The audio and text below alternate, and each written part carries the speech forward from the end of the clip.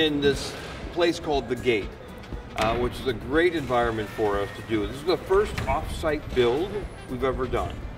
Typically we work on a ranch outside of Reno, and then we build things there. We do prefab because the BLM only allows us 3 weeks to actually build on site. So we have to prefabricate as many things as possible. And we started manufacturing. We first started manufacturing the building. So the building is all in parts and pieces. And we put it on trucks and ship it up there to where all we have to do is assemble it. We go on to the ark of the Burning Man, which is the man himself and the transmission this year.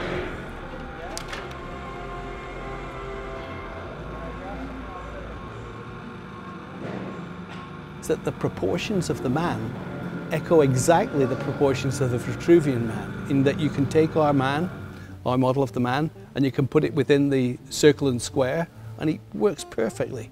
I don't know whether this was Larry's intent 25 years ago, but it certainly worked out nicely for us. Larry Harvey is the founder, and Stuart Mangrum, who's the education director. They get together and they come up with the theme, and then they let me know the theme, and then I start to come up with the design. That's the first domino that gets pushed over. I was in Florence, in Tuscany, when I got the email from Larry saying, "Hey, I've come up with the theme. We're going to be doing Da Vinci's workshop." And at that moment, I was only like less than a kilometer away from Da Vinci's birthplace. I mean, it's just an amazing piece of coincidence. So I started sketching buildings. I think it's in here. I started doing very rapid pen and ink sketches. And this building here was the baptistry, was the one object that seemed to lend itself to the idea of being a man base. So the idea, you can see that if you take back, you can see this motif here that we carried through, and it's just got that feel to it. And working with that proportion, that's how I wanted it to feel, like a baptistry, like Brunelleschi's baptistry, something classical. I'm an artist, I'm not an engineer. So I create something, echo the spirit of the event, and then that model then gets turned over to the engineers and the construction crew, and they convert it into a set of plans.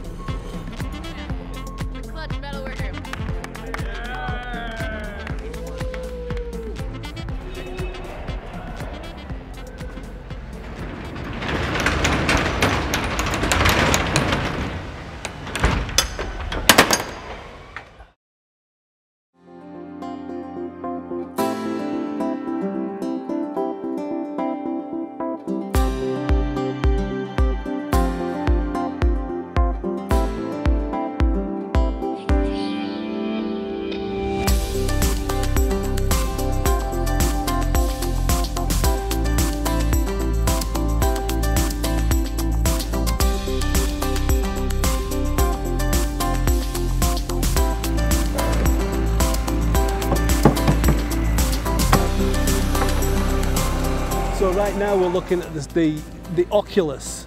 The oculus literally means the eye. From the corners of the octagon up to the top of the oculus, there'll be a series of supports, and then we just lean everything up. Everything's already been built, so it should go together quickly, like IKEA. You know, you kind of just fold it all up and screw it all together. It should hopefully go quickly. But yeah, I can't wait.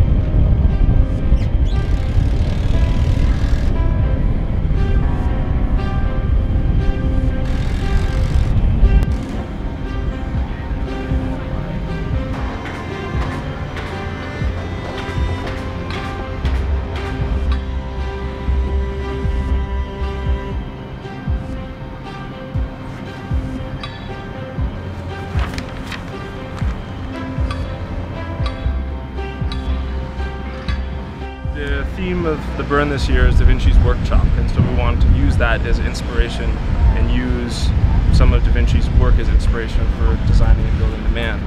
And the big idea was to use specific types of gears that would have been available in his time period, and that would have been what they would have used. So they didn't have these fancy all metal machined involute gears that we use nowadays, like in our automobiles, for example. They built most of their stuff out of wood and some metal and simple geometry. So they had lantern gears and crown gears and sun gears, planetary gears. And so that's the inspiration. We took those type of gears and figured out different ways to assemble them.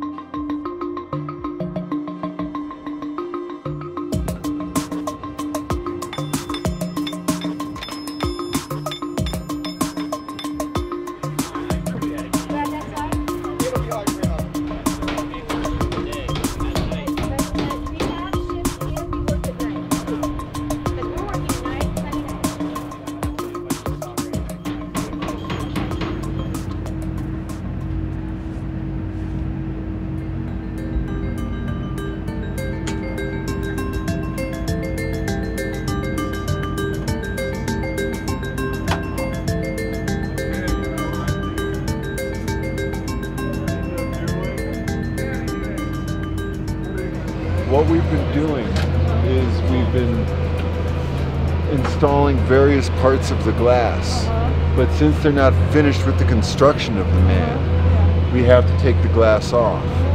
When they drop the man down into the frame, then we can leave the glass on. But we have to keep moving. You know, we have a very limited amount of time to do this.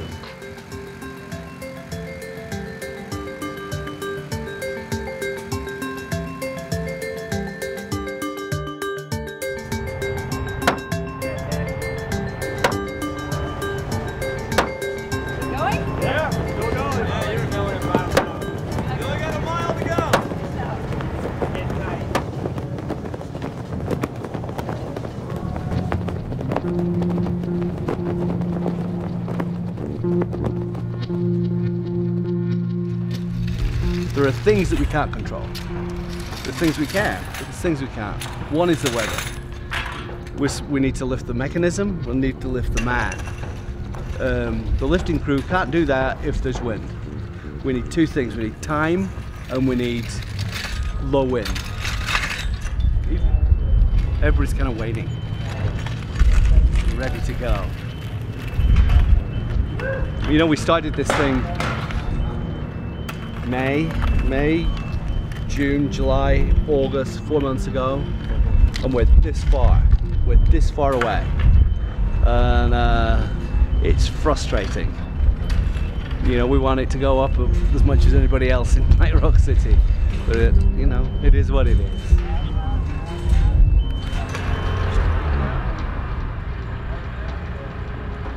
The weather doesn't look like it's going to let up for a while, so we'll probably be working at night. Out here, because 70,000 people are coming and we can't stop them, we have to be ready. So we have to be adaptable. We relax for a little bit, wind's clear, we get up, we work all night if need be, then work all day. So we try and do it in a safe fashion. The gate is opening tomorrow. I thought this year I actually had a day ahead. I was a day ahead. Typically we're right down to the wire, but this year I thought I was a day ahead, and because of the weather I'm not. And we're going to celebrate. Hit the pole and scream. Yes.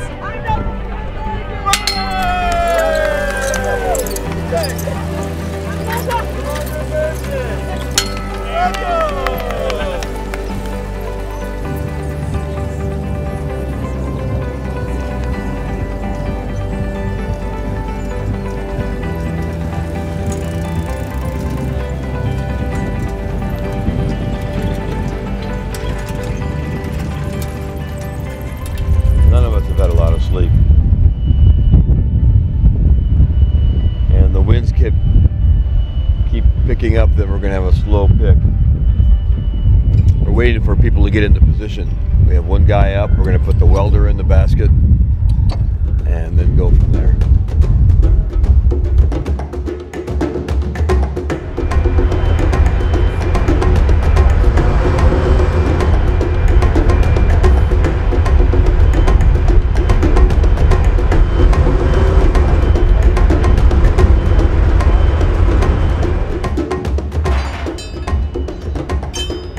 really good. Feels really good. Have that thing up there. Thank you. Yeah, it's really gratifying and also relieving to have that up in the air and have it working. After working on this with Joe and Mig and a whole bunch of other guys for months and months now, and from a concept through the design phase, engineering, calculations, CAD work, working with the metal shop to get it cut, working with the carpenters to do all the woodwork. Just a huge production. I was really nervous that something was going to go wrong, so I'm relieved and very happy to see it up there and have it working. More work to do though, we got to get the man up there.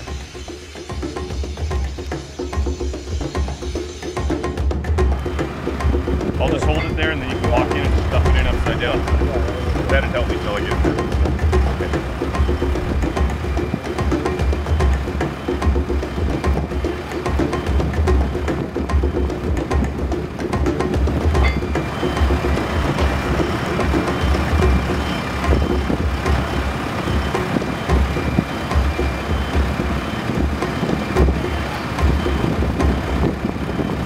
Contemplate the past, and you have to look toward the future with an open heart in order to be in the present. And this here, right now, it's just fraught with meaning. Everybody on this crew knows it, and the people watching, they know it. They know it's not just a show.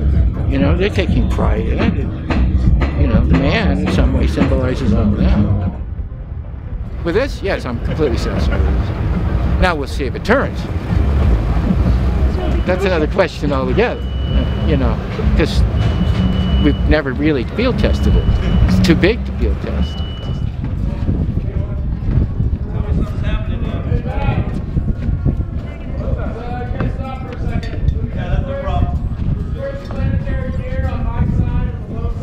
Yeah? What's the question? Yeah, there's extra friction there. That shouldn't stop it. That next stop that was stopping you guys is that gear is hitting the end of that edge. What gear is hitting what edge? The planetary gear and the ring gear are hitting. Well, on the surface, no, like where that tube is coming in, the tube on the ring gear coming into the planetary gear is hitting to stop it. Okay, go back clockwise.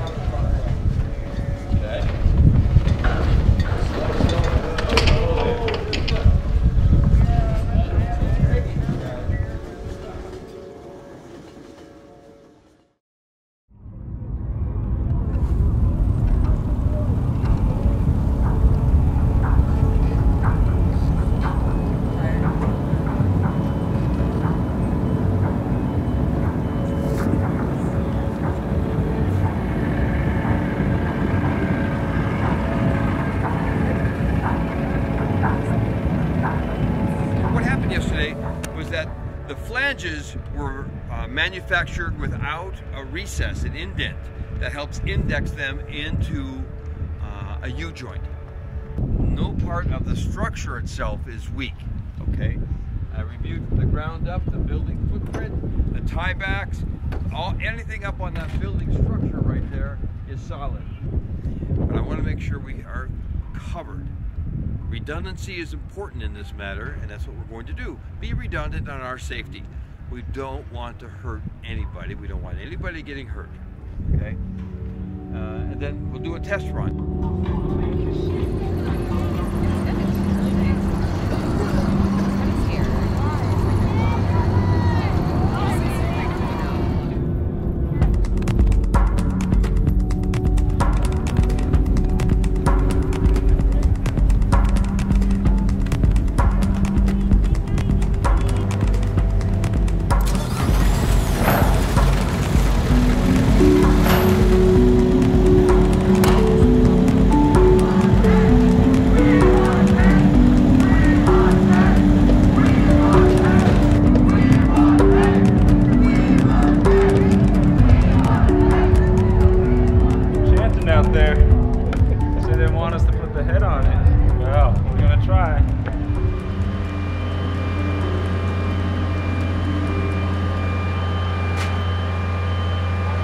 Okay,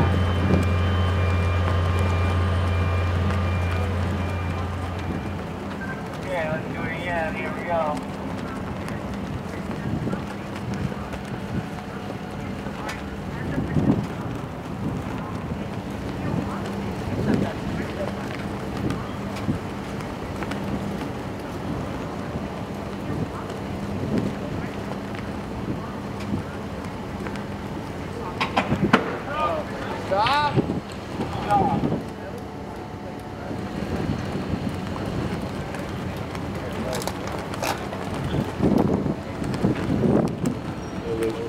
Bottom line is, we're not going to try and do it with a welding pipe. We're just going to go ahead and treat it like a static structure. Is that what management's deciding?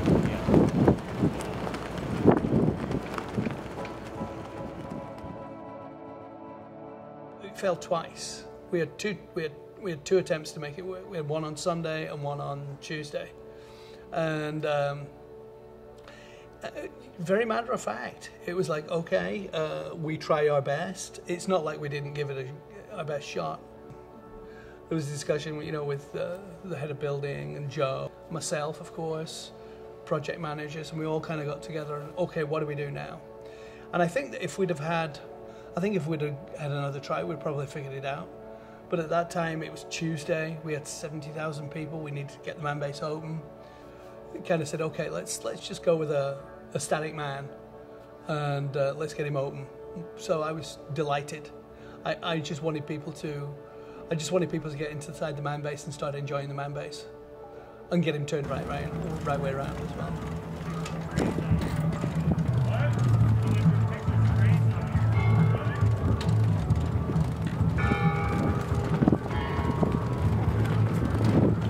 You know, you've got to let people enjoy the space.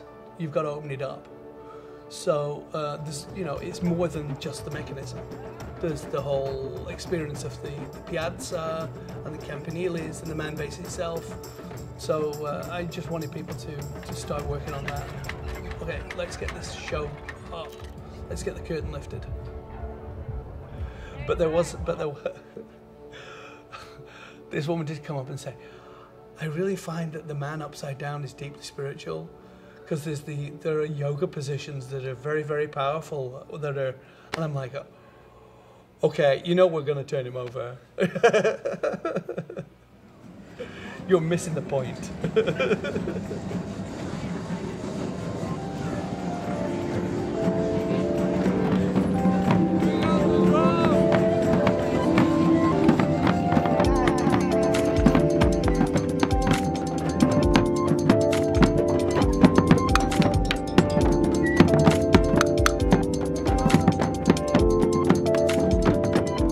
I would just say one word: art. Florence is known for art, and Black Rock City is known for a lot of things, but the primary thing is the art, and big statement art. You can see things here you won't see at other art festivals or art galleries. Big art that took a massive amount of work. Putting Da Vinci in the middle, that's sort of forges a bond between Italy and its Renaissance. And I wouldn't say a Renaissance is going on here, but this symbolizes maybe a Renaissance in our society, where we get more art, more production, more something that's beautiful, that helps us dream, because we're so focused on here and now. It's another Burning Man principle: immediacy, right here and now, but also art gives you the vision of the future.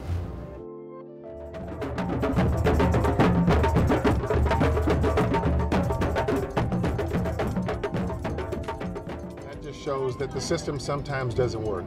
The best laid plans in a factory, once you put them out into the society with all the elements, with dust and wind and sun, sometimes they don't work. And I'm sure the people who are the engineers are kicking themselves, saying, what did we do wrong? Oh, we forgot to factor in this, we forgot to factor in that. Yeah, get out of your heads and just simplify the thing. We don't need to be dazzled, we just need the man to be here.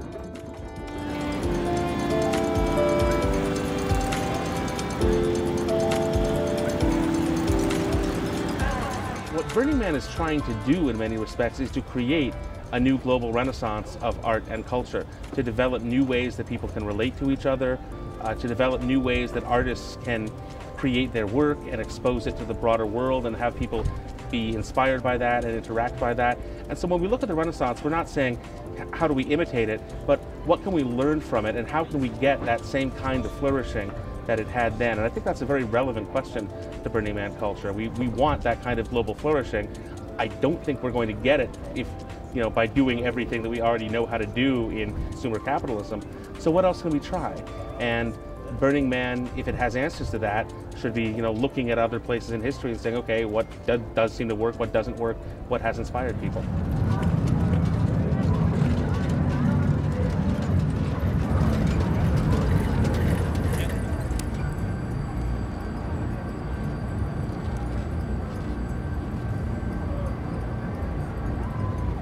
Purple and pink catch the colors. I can only do this because I'm standing on the shoulders of flamingos. You flit and jump, turn and shape, moving with smiles. You've the patience of a polar bear that's waiting for sunset at District. I wonder if you know how much. You ride out to turn sunset into sunrise, swirl a circle of color in a rainbow, painting on years gone by. You don't see that very often. You might still see that in the desert.